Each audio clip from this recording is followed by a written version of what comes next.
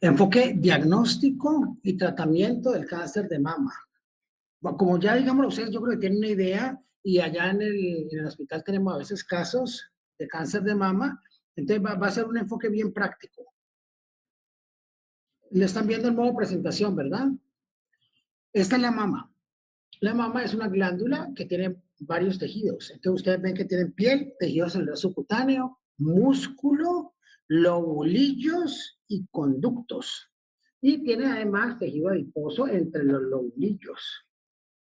Entonces vemos aquí de morado los lobulillos y vemos los conductos que van hacia el complejo areola-pezón. Cada estructura puede alterarse.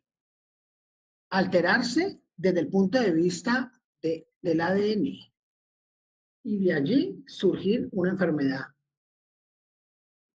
Entonces, vemos aquí la mama con los conductos y miren que aparece una masa allí en la mama. Una masa que apareció en los lóbulos, en los lobulillos.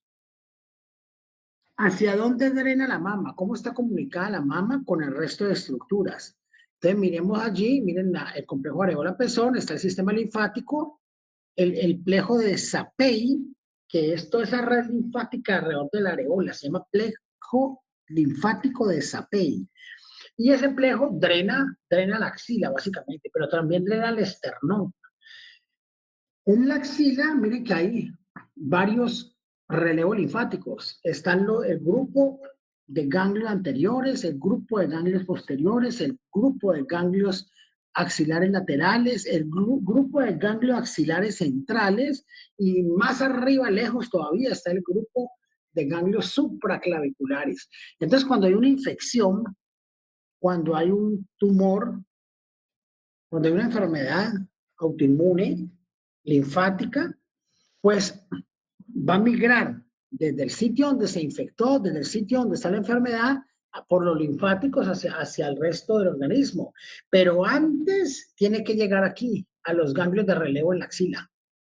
O sea que tiene que pasar por la axila y luego va hacia el resto de órganos generalmente. Y en la axila hay unos ganglios del nivel 2, de la zona 2, que son los que primero reciben, es el grupo de 2, 3 ganglios, que son los que primero reciben cualquier cosa que llegue de la axila, de la mama. Cualquier cosa, hay 2, 3 ganglios que lo reciben primero y luego el resto, porque miren que esto es como una carretera. Entonces llega primero a un sitio y luego se llega al resto de los sitios, de ahí se distribuye. O sea que esos ganglios que reciben primero cualquier cosa que llegue de la mama, se llama el ganglio centinela o ganglio que cuida la mama, centinela. Entonces vemos aquí los grupos ganglionares, el nivel 1, que está, mírenlo allí, relacionado con la mamaria externa. El nivel 2, que está entre el pectoral mayor y el pectoral menor, llamados ganglios de Rotter, y el nivel 3, que es más arriba, en el ápice de la axila. Entonces, mundialmente, digamos lo que el cáncer de mama es el más frecuente. El más frecuente de los tumores es el de mama. Y en mortalidad, que es la gráfica de la derecha, miren que el de mama es el quinto puesto en mortalidad. O sea que hay mucho cáncer de mama, pero algunas no se mueren. Miren que no se mueren, sino que la mortalidad es importante, pero está en el quinto lugar por el número de casos tan enorme. Pero miren, por ejemplo, el comportamiento del azulito, del pulmón. Es el segundo en incidencia y el primero en mortalidad. Entonces uno dice, bueno, ¿por qué se mueren la mayoría de los de cáncer de pulmón? Entonces hay razones. Pero en mama, digamos que muchos se curan. Entonces, de la mortalidad sí es importante por la cantidad de casos, pero está en quinto lugar. Y en Colombia, miren que en incidencia es el primer tipo de cáncer. Factores de riesgo. Hay factores de riesgo para desarrollar cáncer de mama. Está el índice de masa corporal. Miren, aparece arriba. Índice de masa corporal mayor de 30, obesidad. La obesidad tiene que ver con cáncer de mama. Acuérdense que el tejido adiposo, cuando ustedes vieron obesidad, el tejido adiposo tiene aromatasa. Y la aromatasa convierte estrógenos periféricos. Y el cáncer de mama más frecuente es el hormonal, el que depende de los estrógenos. O sea que digamos que alimentamos el cáncer con la obesidad. Genética, susceptibilidad genética existe y hay un poco de genes, los famosos BRCA, genes relacionados con riesgo de cáncer. El alcohol, la terapia de reemplazo hormonal, anticonceptivos orales, menarquia temprana y menopausia tardía. ¿Por qué esto así? Porque menarquia temprana y menopausia tardía le están diciendo a usted que hay más años de exposición a los estrógenos.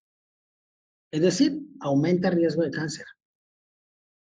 Y a mayor edad, más riesgo de que haya errores en la replicación del ADN y que haya problemas con los genes supresores y los protoncogenes. El diagnóstico. ¿Cómo hacemos el diagnóstico? La historia clínica es lo más importante. Seguido del examen físico. El examen físico se apoya con imágenes. Mamografía para mayores de 40, ecografía para menores de 40. Y ocasionalmente resonancia magnética. Entonces el examen de tamizaje, el gold estándar de tamizaje en cáncer de mama es la mamografía. Pero la mamografía en menores de 40 no es muy buena porque el tejido denso glandular no permite una buena visión mamográfica. Por eso en menores de 40 se manda preferiblemente ecografía y en mayores de 40 se manda la mamografía y puede complementarse con la ecografía. Y ocasionalmente se puede pedir resonancia. ¿Resonancia cuándo se pide? Digamos, paciente joven, prótesis mamaria, o que se sospeche multicéntrico, multifocal y que haya dudas, o que sea un carcinoma lobulillar, que el lobulillar es más multicéntrico, multifocal. Entonces, en esos casos se pide resonancia, pero normalmente con la ecografía y mamografía se resuelve. La clínica, el examen físico que van a encontrar, que hay secreción por el pezón ocasionalmente, abultamiento, protuberancias, erosiones de piel, eh, pueden haber también nódulos en la axila palpables, cambio en la apariencia del pezón, hoyuelos, hundimiento o asimetría, rubor y ardor, hendiduras. Todos estos cambios pueden hacer sospechar de que hay una masa y esa masa podría ser maligna. Las imágenes, como la ecografía y la mamografía, incluso la resonancia, pues nos da una clasificación. Y la clasificación mundialmente aceptada es la clasificación de BIRADS. BIRADS. Entonces, BIRADS da un puntaje. Digamos lo que eso es con la lectura de la mamografía o la ecografía, donde 0 es que no es concluyente, necesita evaluación adicional con otro método. 1, hallazgos normales, BIRADS 2, lesiones benignas, BIRADS 3, bajo riesgo de malignidad, un muy bajo riesgo de malignidad, menos del 2% de riesgo de malignidad. BIRADS 4, depende, un 4A, 2 al 10% de riesgo de malignidad, 4B, 10 al 50%, 4C, 50 al 95%, y el BIRADS 5 definitivamente es un riesgo mayor del 95% de malignidad. Y ya BIRADS 6 es cuando le están haciendo la mamografía a alguien que ya se sabe que tiene cáncer. O sea, ya está comprobada la malignidad. Entonces, para hacer el diagnóstico, lo que hemos visto, el examen físico, la clínica, las imágenes de apoyo con el BIRADS y la biopsia, la patología para comprobar si es maligno o benigno. Y la biopsia se toma con una aguja gruesa llamada aguja de Truput. Y se hace guiada por ecografía generalmente, ocasionalmente cuando no se puede, digámoslo, cuando hay microclasificaciones de riesgo, asimetrías, se hace con mamografía, guiada por mamografía, forma estereotáxica, pero generalmente se hace guiada por ecografía. Entonces, la patología. ¿Qué va a reportar la patología? El patólogo. El patólogo, digamos, lo que va a reportar si es cáncer o no es cáncer y qué tipo de cáncer es. Si es un carcinoma ductal infiltrante, un carcinoma ductal in situ, un carcinoma lobulillar o otro tipo de cánceres de mama, carcinomas inflamatorios. Pero la patología siempre viene acompañada de la inmunistoquímica. Y en la inmunistoquímica lo que vamos a ver son biomarcadores. Receptor de estrógeno, receptor de progesterona, receptor de ER2, es el epitelial humano. Y el índice de mitosis, que es el KI67. Entonces, digámoslo que si una paciente llega con un carcinoma utal con receptor de estrógeno positivo, miren que el tumor es hormonal, dependiente de hormonas. Entonces a estos tumores les decimos luminal, cuando es dependiente de hormonas, de estrógeno, progesterona, luminal. Entonces podría ser receptor de estrógeno positivo, receptor de progesterona positivo. Y algunos son ER2 positivo también, pero algunos son receptores de hormonas negativo y ER2 negativo, no expresan nada. Esos son los triple negativos. Entonces, a las pacientes que hablan consejería genética, ¿pero a quiénes? A las pacientes jóvenes con cáncer de mama, a las que sean triple negativas, es el, digamos, lo más agresivo, la que tenga múltiples primarios sincrónicos o metacrónicos, cuando aparezca alguien con cáncer de mama en hombres, historia familiar de cáncer de mama, ovario, páncreas, próstata, metastásico. Entonces allí uno pide consejería genética para ver si hay algún gen involucrado en el proceso de la enfermedad.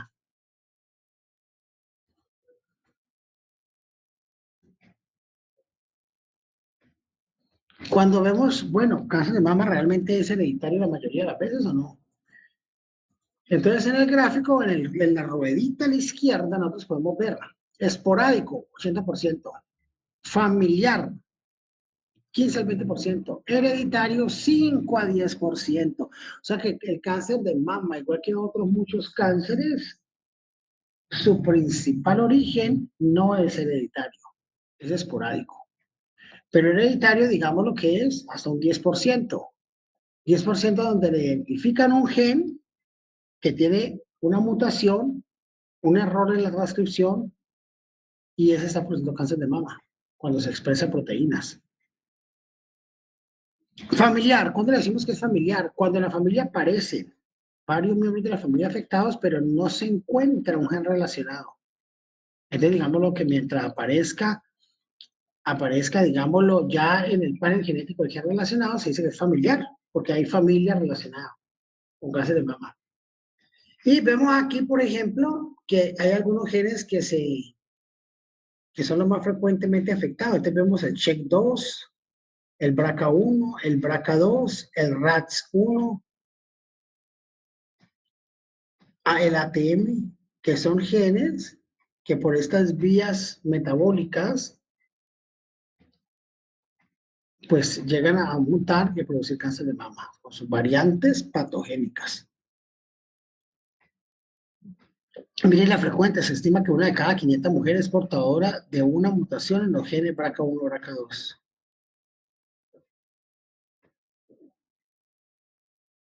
Y este gráfico es muy importante, porque nos está dando las 4 características grandes del cáncer de mama. Entonces, la patología nos va a decir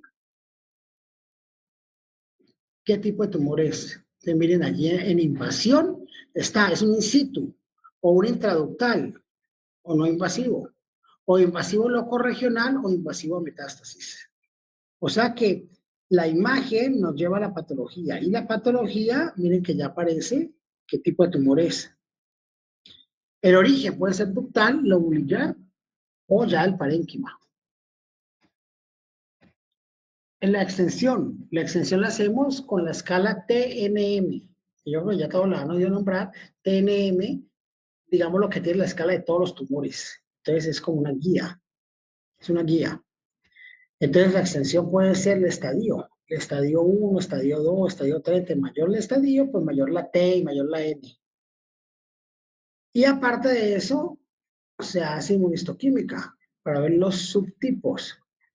Entonces allí vemos, los subtipos pueden ser receptor de estrógeno, receptor de progesterona o ER2.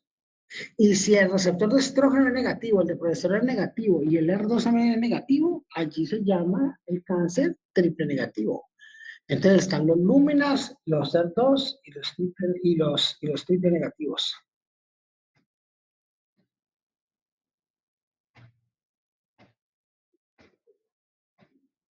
No se requieren imágenes de rutina para enfermedad no metastásica en ausencia de síntomas. Entonces, generalmente se pide TAC de tórax, TAC de abdomen y gamografía ósea. De estadio 2B en adelante, en tumores de alto grado y subtipos agresivos. Pero en un estadio 1, la probabilidad de que haya migrado es muy baja, entonces no se pide tanto examen, se pide solamente eh, la, la, bueno, digamos lo que depende del factor de riesgo, si es una paciente que tiene familiares con cáncer de mama, pero un estadio pequeño, normalmente una radiografía de tórax y un eco de abdomen. Pero si el estadio, digamos lo que ya es un 2A, un triple negativo, un R2 puro, entonces ya es más agresivo, entonces se le pide el TAC de tórax, el TAC de abdomen y la gamografía ósea, que es, digamos, lo de estándar. Pero en el estadio 1, por ejemplo, pequeño, un luminal A, en ese no se pide como todas estas imágenes. Los tipos de cáncer son carcinoma ductal in situ, este es el más frecuente. Entonces, al microscopio el patólogo ve el ducto donde está afectado. Y miren que lo normal es el primero. El segundo, ya hay una hiperplasia. El tercero, una hiperplasia con atipia. Y acá en el cuarto ya es un cáncer, carcinoma ductal. Y ya el quinto, hay invasión microvascular, pero la hay. Y el último, pues ya ven que es un carcinoma ductal infiltrante. Las células se salieron de la membrana basal y ya están infiltrando el resto del tejido. Entonces, de una hiperplasia con atipia, miren que es a ojo del patólogo que pase ya un cáncer, un carcinoma in situ. ¿In situ por qué? Porque no ha infiltrado, no se ha pasado la membrana basal. Una vez ya se diagnostica el tumor, se estadifica, como dijimos, el TNM, T, tamaño del tumor. Entonces miren que cuando el tumor es pequeñito, pequeñito, un T1 ¿qué es? Un T1 es hasta T1C, menor de 10 milímetros. Perdón, mayor de 10 milímetros, pero menor de 20 milímetros. O sea que un T1C es un tumor menor de 2 centímetros. Menor de 2 centímetros. Y el T1B, pues menor de 1 centímetro. Pero ya cuando le dicen que es T2, ya tiene, miren, entre 2 y 5 centímetros, el T3 mayor de 5 centímetros, y se subdivide además, ¿no? Entonces ahí vemos que si está extendido la pared del tórax, que si se ulcera, tiene nódulos satélites en la piel, que si es T4A y T4B están presentes en la muestra, o sea, sería T4C. Y es un carcinoma inflamatorio T4D. La N es el número de conglomerado, el número de ganglios. Entonces, digamos que con la T, la N y la M se hace en resumen el estadio. Entonces, para decir que alguien está en el estadio 4 es porque tiene metástasis, tiene M1. Pero si alguien está en el estadio 2A, 2A es que tiene un tumor relativamente pequeño, hasta un T2 puede ser, pero la N es negativa y M también metástasis no tiene. El estadio 2B ya tiene ganglios. El estadio, miren que el estadio 2A solamente en caso de un T1 permite tener ganglios. Entonces, digamos lo que esto es una tabla que uno tiene al alcance y cuando uno ve al paciente, uno mide de qué tamaño está el tumor, le palpa la axila, los ganglios supraclaviculares, a ver si siente algunos sospechosos para mandarlo a biopsiar también. Y además de eso, pues en el examen de abdomen, de tórax, se mira gamografía ósea, en los 3 exámenes, se mira si hay metástasis presente. Entonces, el que pensó e inició las guías de manejo fue, mire que en esa época Rudolf Virchow, con el ganglio de Virchow. de metastásico, gastrointestinal. Entonces él ya describía que los ganglios de la axila se podían comprometer y ya hablaba del concepto de ganglio centinela. Halsted, digamos lo que y produjo un gran progreso en cuanto a técnicas quirúrgicas y digamos lo que en esa época se pensaba que operando el tumor rápidamente se iba a curar. Pero con el tiempo vieron que no era tan cierto. Bernard Fischer demuestra que ya con la presencia de microscopio electrónico, alta resolución, demuestra de que hay sitios, de que hay clases de tumores que no van a responder inmediatamente, no les va tan bien inmediatamente con cirugía, sino que hay que darle medicamentos antes, disminuirlos de tamaño y luego se operarlos. Y esa fue la línea del tiempo. Miren que en 1894, Halsted, mastectomía con máxima radicalidad. O sea, operaba era el pedazo de tórax, sacaba completamente el vaciamiento axilar, o sea, máxima radicalidad. En esa época se creía eso, que había que ser muy radical para que el tumor no volviera a aparecer.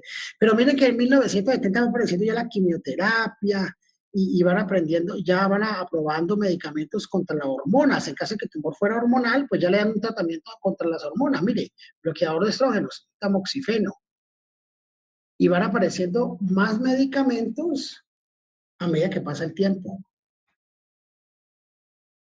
Miren, en 1980 ya con la quimioterapia, con el tamoxifeno, ya están hablando ahí de cirugía conservadora, de no quitar toda la mama, de conservar el seno y quitarle justamente lo necesario sin afectar el pronóstico oncológico. Entonces ya en el 2000, 2014, 2018, miren que ya van apareciendo medicamentos dirigidos, selectivos. O sea, si el tumor es HER2, le dan anti-HER2. Si es hormonal, le dan un antihormonal. Y le dan aparte de eso la quimioterapia, y introducen la radioterapia. Entonces, como ya estamos viendo, ya no se opera de entrada casi nunca, sino que se le da los medicamentos, la quimioterapia neoadyuvante es antes de la cirugía, y después de la neoadyuvancia, entonces allí sí se piensa en operar para no hacer cirugías tan radicales y tan grandes, sino que ya, digamos, que la quimio ha logrado controlar el tumor sistémicamente, dejando que las cirugías sean más conservadoras. Modalidades de tratamiento. Hoy en día hay quimioterapia para paliativa, para el paciente que ya está metastásico, viendo a ver cómo responde. Quimioterapia neoadyuvante. Neoadyuvante es que se la van a dar antes de operarlo, o sea, con intención de operarlo después de la quimioterapia. Entonces se llama neoadyuvante. Quimioterapia adyuvante. Dar la quimioterapia después de haberlo intervenido, después de haberlo operado. Entonces se llama adyuvante. Entonces, si le dicen en qué ciclo está él, no, él está en quimio adyuvante. Se le está dando quimioterapia, pero ya lo operaron. Se pudo operar. Quimio neoadyuvante, le están dando la quimio, pero antes de operarlo, piensan operarlo, disminuir el tamaño del tumor y operarlo. Entonces, por eso se llama neoadyuvante. También hay tratamiento con anticuerpos monoclonales, por ejemplo, el trastuzumab, que es un anti-HER2, por ejemplo. Entonces, ¿cuándo dar terapia neoadyuvante? Antes de operarlo. Cuando miren allí, un estadio T2 pequeño, pero que tenga la axila comprometida, haya ganglios axilares positivos. O incluso un T1C, pero si es triple negativo o HER2. O sea que si es hormonal, un T1C de 1 a 2 centímetros, iría a cirugía directamente. Pero si es un triple negativo o HER2, que son un poco más agresivos, entonces miren que incluso en un T1C se está empezando a dar medicamento antes de meterlo a cirugía. ¿Es posible cirugía conservadora? Sí, mire que sí, es posible la cirugía conservadora, se llama cuadrantectomía de mama, o sea, le conserva el resto de la mama. La neoadyuvancia ha cobrado importancia clínica digamos, en reconocimiento mundial. Entonces, la neoadyuvancia, digamos que es el gol estándar. Entonces, si es un tumorcito grande, como ustedes vieron allí, ya un T2, se va de neoadyuvancia.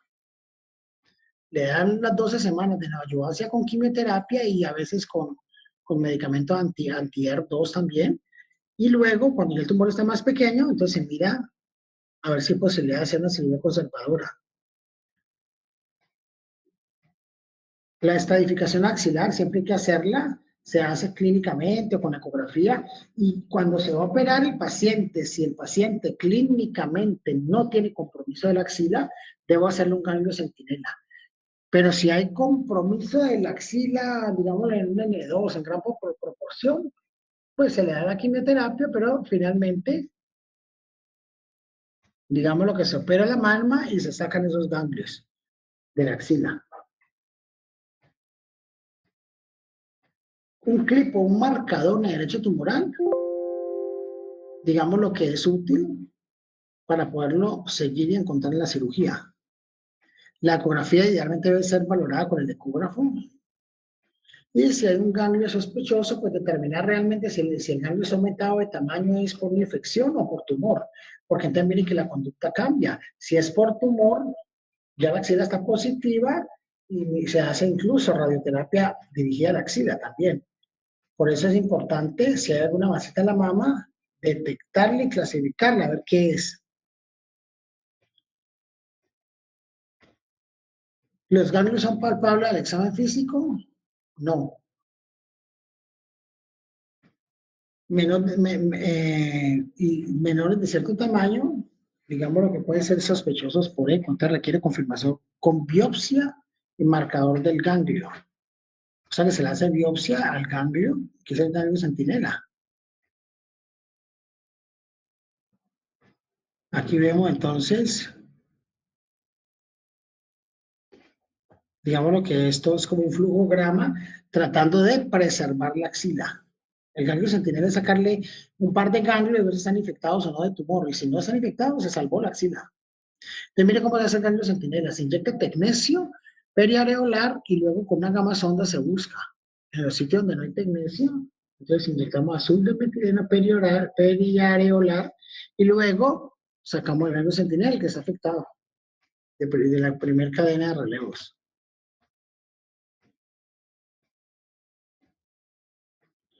Siempre cuando estamos hablando de cáncer, pues digamos lo que la cirugía sola no cura, la quimioterapia sola no cura, la terapia dirigida sola no cura. Siempre se habla de apoyo emocional, psicológico, terapia de rehabilitación física, integración laboral, nutricionista, o sea, de un manejo integral. La única forma de combatir el gran problema, manejo en equipo, de forma integral, donde se reciba un apoyo emocional, porque los pacientes, digámoslo, que oyen la palabra cáncer pues lo relacionan con el final de sus vidas. Pero muchas veces no es así, depende del estadio. Entonces, el apoyo emocional es importante, el apoyo psicológico, la terapia de rehabilitación física, para una pronta integración laboral.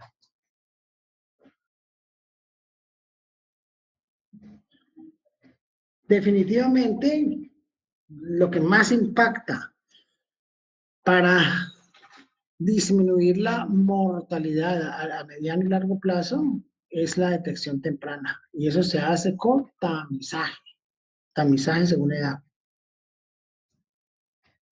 Entonces, preguntas, dudas que tengan de cáncer de mama.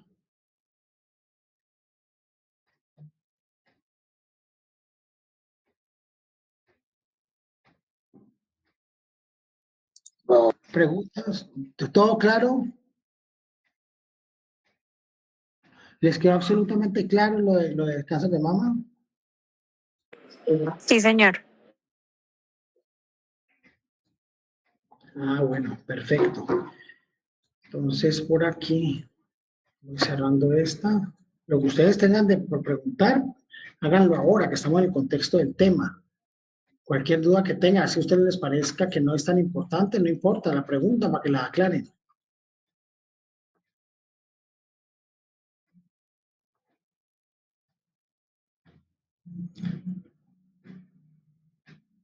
Y acá,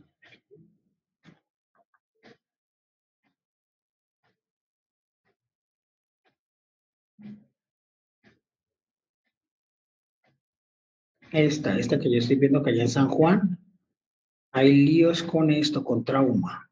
Porque si ya estuvieron en los Ateneos, me dicen que todos están en los Ateneos, entonces ya vieron cáncer gástrico, vieron cáncer de colon conmigo. Entonces, vamos a revisar rápidamente unas píldoras, unas cápsulas de trauma. Que yo sé que el profe Manzano le da trauma, pero entonces vamos a ver unas cápsulas de trauma. Entonces vamos a ver rápidamente trauma de cuello. Miren que es un tema completamente diferente al que estamos viendo ahora. Pero allá en San Juan llega trauma. Entonces yo sí necesito que ustedes se sepan, digamos, el protocolo de trauma bien. Vamos a ver trauma de cuello rápidamente que alcanzamos.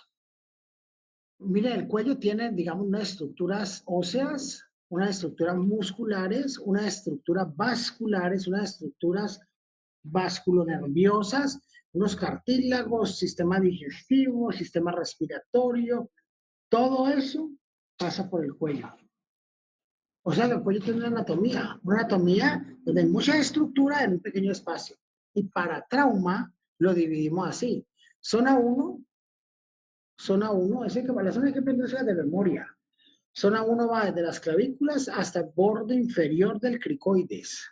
Zona 2 desde el borde inferior del cricoides hasta el ángulo de la mandíbula y su proyección al dioides. Y zona 3 pues desde el ángulo de la mandíbula hasta la mastoides, que es la base del cráneo. Y el piso de la boca. Entonces, teniendo en cuenta las zonas del cuello, cuando llega una herida en cuello hay que revisar el paciente. Siempre en trauma se hace el ABCDE. Una vez hecho el ABCDE, digamos lo que se identifican si hay de pronto traumas que pongan en riesgo la vida. Y en cuello se describe. El paciente tiene una herida, zona 1 de cuello, zona 1 derecha de cuello, se describe con la zona. Miren que hacia la parte lateral las zonas también se proyectan y se conservan. Entonces, se complementa con exámenes.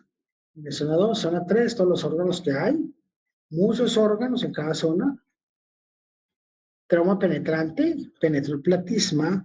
Trauma cerrado, porque no llevaba en el carro el seguro del cuello. Y miren que hizo un síndrome del latigazo. Entonces, el trauma penetrante en cuello puede tener lesiones vasculares, digestivas, aéreas o neurológicas incluso. Siempre hacer la evaluación inicial. Hay una fase prehospitalaria, una fase hospitalaria. En la fase hospitalaria ustedes van a hacer el ABCDE, uno se encarga de la vía aérea, el otro se encarga de hacer el examen físico y digamos lo que los demás están de apoyo. En caso de que toquen entubar al paciente, canalizando la vena. Entonces hace una evaluación primaria, mantenimiento de la vía aérea y control de la columna cervical en la A. En la B, examinar la ventilación, percutir, ver, auscultar y palpar. En la circulación, controlar la hemorragia evidente si es que la hay. Y en la D, déficit neurológico. Entonces se hace una evaluación primaria y luego, mientras se van así tomando las medidas sobre el trauma, se va a hacer una evaluación secundaria simultáneamente. En la fase prehospitalaria, pues digamos lo que allí muchos pacientes mueren en el incidente del trauma, pero los demás, digamos los que llegan, pues dependen de esos primeros minutos, de cómo se manejan los primeros minutos. Entonces, es importante que los que trabajan en la fase prehospitalaria, pues sepan cómo llegar al paciente, cómo no comprometer la columna cervical en caso de que fue un trauma cerrado o caída, llevarlo en una tabla. Hay varias formas de mantener la vía aérea. Mascarilla bolsa, sistema de tubo laringio, o ya intubación endotraqueal o cricotiroidectomía. Medios diagnósticos, tenemos varios medios diagnósticos del cuello. Entonces, dependiendo del signo blando, le hago el examen. Si él me dice disfonía, eso es respiratorio, haría una fibroncoscopia. Si me dice hematoma estable, eso es arteriografía. Si me dice disfagia o dinofagia, o sea, para comer, entonces Se le pide, bueno, depende, se le puede pedir entonces una eco, perdón, una endoscopia que tiene una sensibilidad hasta del 60-70%, junto con un esofagograma que tiene una sensibilidad parecida, pero cuando los dos se juntan, la sensibilidad aumenta por encima del 95% para la sospecha o signos blandos de vía digestiva. Y para la respiratoria se manda una fibrobroncoscopia. Entonces, tenemos signos duros que son confirmatorios y signos blandos que son sospechas de lesión. En el sistema vascular, hematoma pulsátil, soplo, frémito, sangrado profuso por la herida, ausencia de pulsos temporales, pues eso es confirmatorio, hay que operarlo. Operarlo pues, puede ser mínimamente invasivo, puede ser pues, episiotomía, dependiendo de lo que tenga. Signos sugestivos o blandos, un hematoma estable, antecedentes de sangrado importante, a veces compromiso neurológico, trayecto vascular del proyectil, disminución de pulsos temporales. Esos son signos sugestivos blandos y se pide arteriografía o ecografía en la zona 2. En caso del sistema respiratorio, si es una herida que está soplando, una disnea intensa, digámoslo que allí tendría signos duros y habría que operarlo de la parte respiratoria. Sospecha de pronto de lesión de tráquea, laringe. Signos blandos, disfonía, estridor, enfisema subcutáneo, solamente son de sospecha, hay que pedir exámenes, se pide fibrobroncoscopia. Digestivo, signos duros, salida de saliva por la herida o sangrado por cavidad oral, digamos que eso ya pues hay evidencia que hay un daño a nivel del sistema digestivo y hay que operarlo. Pero signos blandos de sospecha de una disfagia, un enfisema subcutáneo, una odinofagia. Esos son signos blandos y hay que pedirle esofagoscopia, o sea, endoscopia y esofagograma, que juntos llevan una sensibilidad mayor del 95%. A nivel neurológico, nosotros lo valoramos con la escala del Glasgow, que ustedes ya han visto, va de 3 a 15. Y digámoslo entonces que este es el abordaje, es el flujograma propuesto. Está el trauma del cuello, ver si es penetrante o no. Si es penetrante, entonces yo miro signos duros o signos blandos. Y dependiendo de si es un signo duro o blando, de qué sistema, enfoco. Si es un signo blando, del digestivo. ¿Sí? ¿Se está oyendo? Sí, sí se está oyendo. Ya, entonces si es un signo blando de digestivo, mire que pido esofagograma y esofagoscopia, pero no pido arteriografía ni pido fibrobroncoscopia, solamente de forma selectiva según el signo semiológico. ¿Por qué? Porque antes pedían todos los exámenes y casi todo era negativo. Era un desgaste. Y antes de eso incluso se operaban todos y solamente el 20% necesitaban cirugía. Entonces se llegó a esto, se llegó a manejo selectivo del trauma. Si no tiene signos, se observa. Si tiene signos, se mira si son duros o blandos. Si son duros, se opera. Si son blandos, se hacen exámenes correspondientes al sistema involucrado. Y de acuerdo a esto, y salen positivos, pues se opera. Entonces, mire, positivo, los signos blandos, se opera. Negativo, pues salida. Paciente de 26 años con herida por arma cortopunzante nivel 1 de cuello con hematoma estable. A, B, C, D, E. ¿Y qué se le pide? ¿Qué signo es? ¿Qué examen se pide?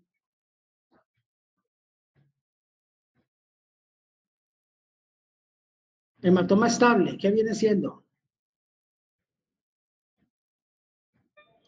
¿Un signo blando? Un signo blando del sistema vascular. O sea que lo opero o le pido un examen. Pide examen. ¿Cuál?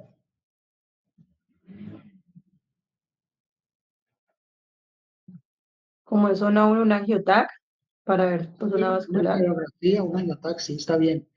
Paciente de 32 años con herida por arma cortopunzante nivel 2 de cuello con disfonía y disfagia. Le hacen el ABCDE, está estable. Entonces, disfonía y disfagia, ¿eso qué es y qué se hace? ¿Se opera o no se opera?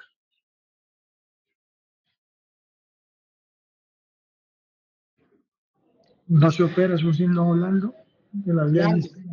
perfecto. Entonces, disfonía, ¿eso sigo hablando de qué? De la vía digestiva. Bien, ¿qué pido? Por la Se podría disfagia. pedir un ¿Qué? esofagograma, esofagoscopia para revisar vía digestiva. Bien. Esofagograma y esofagoscopia, muy bien, por la disfagia. Y la disfonía, pues no es signo de digestivo. ¿De qué es la disfonía? O sea, ronco. Respiratorio. ¿Qué le pido? Por ser signo blando, ¿qué le pido? Un faringoesofagograma. Fibronaso, laringobroncoscopia, o sea, una nasolaringoscopia. Hay que ver laringe, tráqueo, bronco, tráqueo y bronquios. Entonces es una manguerita que se hace por la nariz para ver la vía aérea. Esa es la que uno pide para la disfonía. Pero para la disfagia, sí se pide endoscopia y esofagograma, las dos cosas. Y si llega sin síntomas, sería programa cortopunzante en cuello, pero sin síntomas. Y dice que sangró poquito, casi no sangró nada.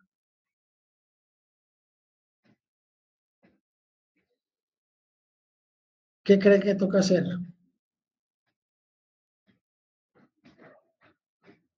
Cuando no tiene síntomas, ¿qué se hace? Pero sí penetró, pues, sí penetró el plaquisma. Y se lo Ajá. trata como penetrante igual, ¿no? O sea, se observa, se observa. Se Pero observa pues, sin vía oral, y luego con vía oral, y si aparecen síntomas, entonces se pide el examen respectivo, si aparecen síntomas. Si no, digamos lo que no, vía oral a las 12 horas, pero si no tiene síntomas. Entonces, ese manejo selectivo del trauma de cuello. Mire que se resume finalmente en que hay unas zonas, las zonas tienen unos órganos, unos sistemas, y allí al examen físico, cuando vienen pacientes con heridas, se mira que sean penetrantes, y si son penetrantes, entonces se mira si tiene signos duros o signos blandos, depende de si es vascular o si es respiratorio o si es digestivo. Y si son signos duros se operan, si son signos blandos se piden estos exámenes, ya sea para respiratorio, fibro, broncoscopia. Para digestivo, esofagograma junto con esofagoscopia. Y si es vascular, generalmente el angiotaco, la arteriografía.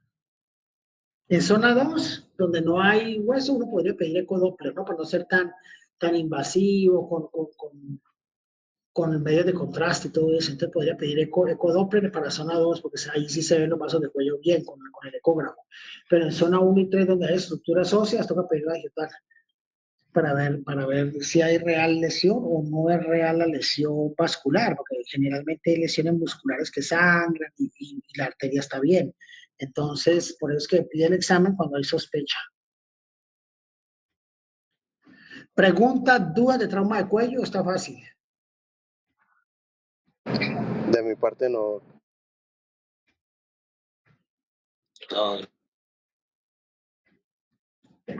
Claro, los dos temas que vimos hoy. ¿O alguien tiene alguna Sí, duda?